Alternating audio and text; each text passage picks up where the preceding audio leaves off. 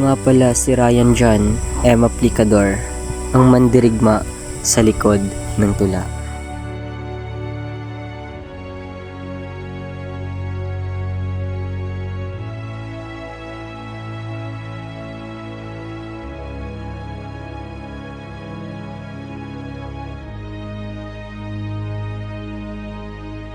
Nais kong ibahagi sa inyo ang aking naisulat na ang pamagat ay Buradong Pahina.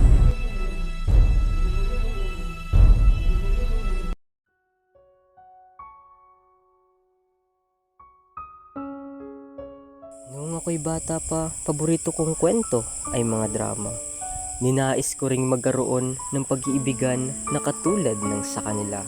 Ngunit nagbago iyon nang makilala ko siya, isang binibining kay ganda.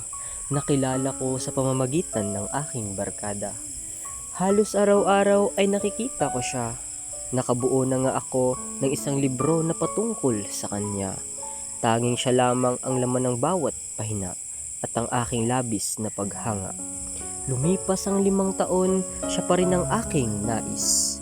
Isang binibini na kahit kailan ay alam kong malayo ako mapansin at di ko makakamit. Siguro nga ay nararapat ko ng isara ang librong aking ginawa.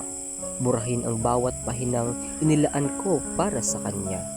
Gagawa na rin ako ng bagong libro para sa bagong iniirog ko.